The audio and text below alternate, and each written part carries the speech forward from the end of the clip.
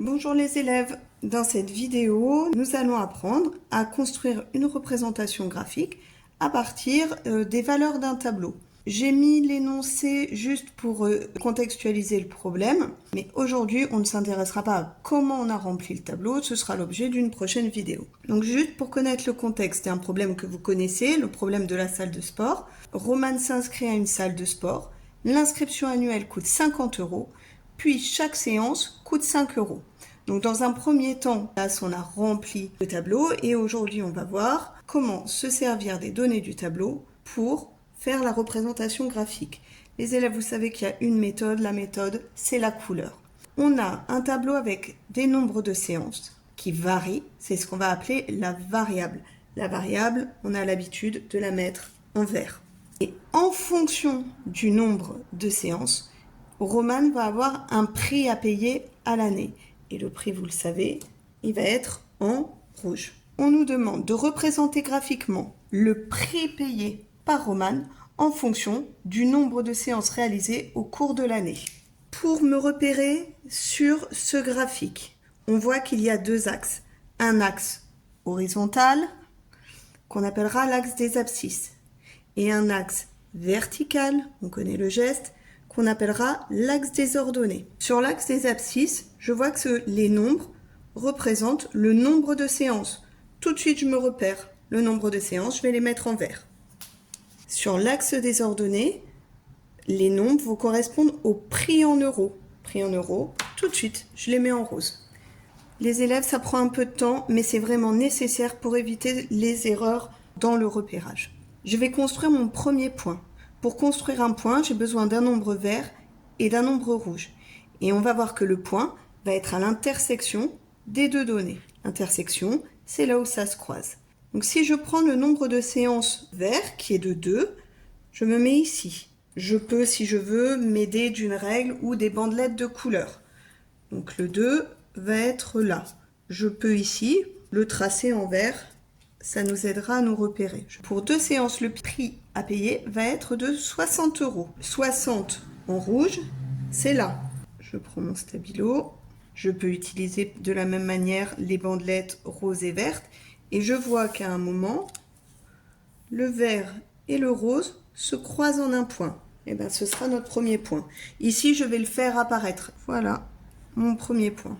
Deuxième point, le nombre vert est le 4. Le nombre rose est 70. Le vert ici est 4. Donc maintenant, je vais m'aider des doigts. C'est une deuxième méthode. Et le nombre rose est 70. Et je vois où les deux lignes se croisent. Donc je monte, je monte, je monte. Et je vois qu'elles se croisent dans ce point. Voilà mon deuxième point. Pour le troisième, je vais reprendre la première méthode pour être sûr qu'elle est bien acquise. Au 8, le 8 vert est ici. Attention, il peut y avoir un trait rose là, ici, mais qui correspond à 60. Or, moi, maintenant, je veux 90. Donc, je vais aller me mettre sur le 90 rose. Soit je tire le trait, soit je vois que les deux traits vont se croiser ici et ce sera mon nouveau point.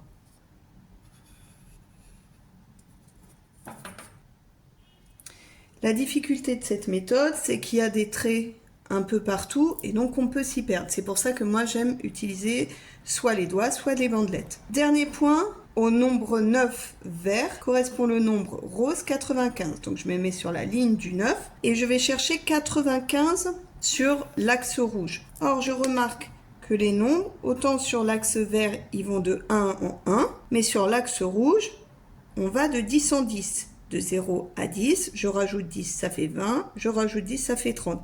Ça veut dire que entre le 0 et le 10, si je compte tous les nombres entiers, il va y avoir le 1, le 2, le 3, le 4, le 5, le 6, le 7, le 8, le 9, qui sont là, mais que je ne vois pas. Je vois que moi, je cherche le 95. 95, ça va être entre le 90 et le 100. Et 95 est au milieu.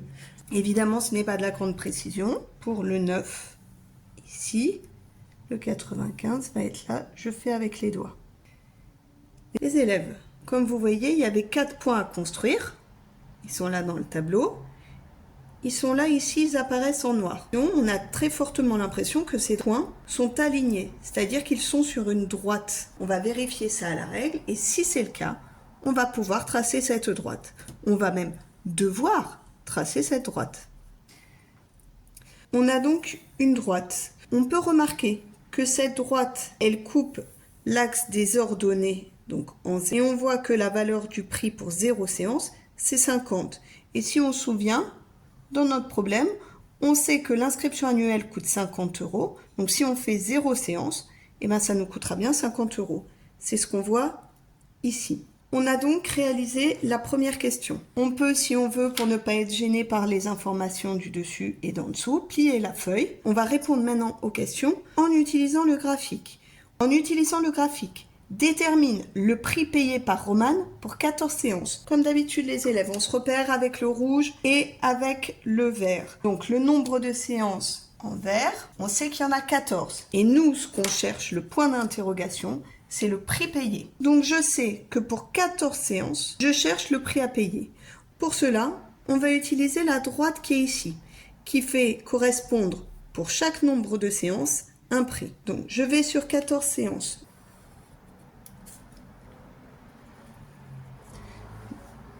J'ai fait une droite qui monte verticale, qui monte jusqu'à notre droite et qui va couper. Là, cette droite, on va lire le prix correspondant.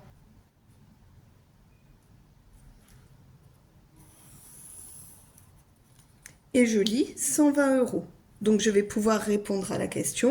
En utilisant le graphique détermine le prix payé par Romane pour 14 séances. Le prix payé pour 14 séances sera de 120 €. Voilà la phrase réponse. Et je n'oublie pas, évidemment, l'unité. On passe à la question suivante. Romane a un budget de 130 €. En utilisant le graphique, détermine le nombre de séances maximum qu'elle pourra réaliser. Je sais qu'elle a maintenant 130 €. Donc je connais son budget. Et le point d'interrogation, donc ce que je cherche, c'est le nombre de séances. Le nombre de séances maximum. Voilà mon point d'interrogation. Pour cela, puisque je connais le budget de 130 €, je sais qu'il faut que j'aille chercher le 130 rouge. Et comme tout à l'heure, je vais tracer le trait qui va jusqu'à la droite qu'on a tracé initialement. Et à ce prix, si je descends, je vois que le nombre maximum de séances sera de 16.